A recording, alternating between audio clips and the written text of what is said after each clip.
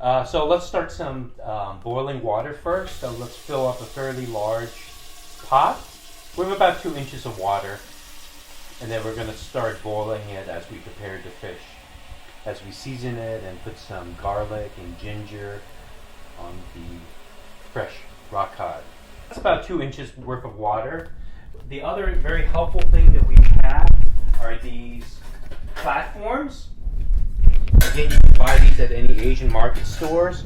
I put 2 of them down here, and this is where I'm going to rest the plate on, all right? I'm going to take this to the stove and start boiling. With this 4 ounces of ginger, you want to slice into slivers. Cut into little slivers like this. Next thing we need about 4 to 5 cloves of garlic, minced up. These are green onions or scallions. We slice the green portion up, and we're going to use this as a garnish on top of the raw cod. And then on the white portion of the green onion or scallion, we sort of did a julienne with it. So there'll be a nice garnish that sort of will contrast the brown raw cod. The green is a nice color to add. This is cilantro. And we just sort of cleaned it and then spin it and get rid of the excess water. We're going to again use this as a garnish on top. So we use I use kosher salt because table salt just seems a little saltier. I use about 1.5 tablespoons, probably not all of it, but it's about 1.5 tablespoons of regular kosher salt. And I use brown sugar. This happens to be what we have, and we use also about 1.5 tablespoons. We do use some grounded up fresh pepper, black pepper, and we just put it onto the fish when we're ready to sort of assemble it. All right, so the fish is completely clean now, descaled, degilled, degutted. As you can sort of see, the bloodlines also have been sort of taken out, and this is ready. Now, because it's a fairly larger fish, smaller rock cods, you don't need to make any slits on the side. But because it's a fairly larger rock cod, and this meat on the back end is a little on the thick side, we often slice it so it cooks a little bit more evenly and readily. You make a slit here, you make a slit right here, and probably don't need to do on the bottom. So we turn this over and do the same thing again in this angle right here. We just want to sort of open it up so the steam can steam the fish. Okay. Go ahead, salt and pepper just the top side. And then we also want to do the inside. This is about 1 tablespoon of salt, table salt, kosher salt actually. I like kosher salt because it's not as salty as regular table salt. And this is brown sugar. We like brown sugar, and we kind of go over, do the same thing, sprinkle it on the top side. And then in the cavity also. Then go ahead, sprinkle all the ginger on the surface of and you can stick some into the slits too if you like. Part of a reason why we like to steam a whole rock cod for multiple reasons. You know, fillets often you have a lot of wasted meat, but also for the presentation of it. Once the garnishes go on, it's a very beautiful, appealing looking fish. Okay, now do the same thing to garlic. So we use about a teaspoon of sesame oil and just kind of drizzle it on top. Don't need a tremendous amount. That just gives it a nice little sesame flavor.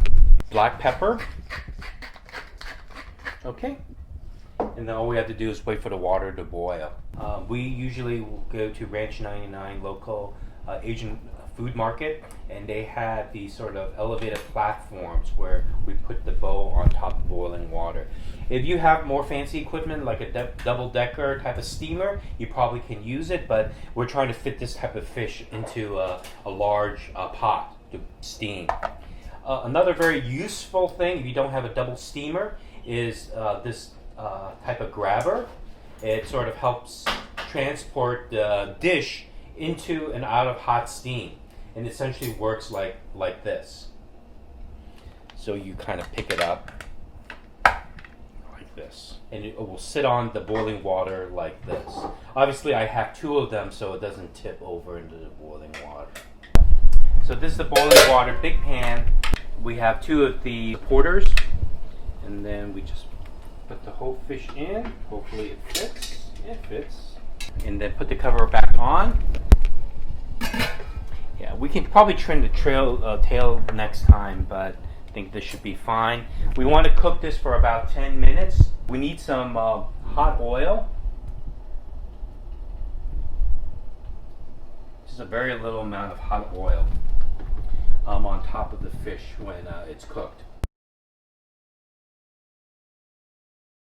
So we've been cooking the fish for about 10 minutes now, steamed. We're going to punch a hole in the back of the neck to see if it sort of runs through cleanly. There's a lot of resistance there, so it probably needs a few more minutes of cooking. It was a much thicker fish. Yeah, it's done on the side, but it seems like a little more resistance here, so we're probably going to need to cook it for a few more minutes. We've been cooking for about 10 minutes. We need to cook it for another couple more minutes. The chopstick trick basically is poking the chopstick through. If it goes in with very little resistance, then the meat is cooked. It's sort of the cheap man thermometer method, which is the chopstick method. Okay, so now we've been cooking this for about 12 minutes now. I'm going to lift this off. As you can sort of see, when you go through, it's very nice and smooth, but it's really the thickest part of the fish, which is the back neck. And still not quite done, but at this point, when you just have a few minutes left of cooking left, you want to take about 1 to 2 tablespoons of soy sauce and just pour it on here. Distribute it evenly. Okay. And also green onions, as you can see. We're going to sprinkle this very generously on top of it. It gives it some color. I'm going to let it steam for a few more minutes. So we've been cooking for about 13 minutes now. Let's take a quick look again, try to test the back of the... Yeah, that looks pretty good right now. Going through pretty easily. So at this point, we're going to turn off the stove. And the hot oil that we've been sort of using. Now this is dangerous, and definitely want to do it kind of... Because as you know, oil is going to make the water splash, or the oil splash. And about the 2 tablespoons or 3 tablespoons of cooking oil, we just put it on top.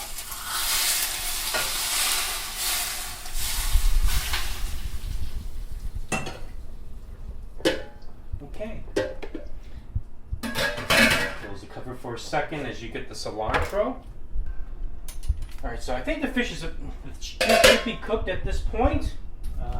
You use the trusty plate grabber. And just be very careful. If there's a lot of overflowing oil or things, you can just dump it into the pan, but then lift it up very carefully, and then sort of set it on. Okay, and then just cover it with cilantro that we cleaned earlier.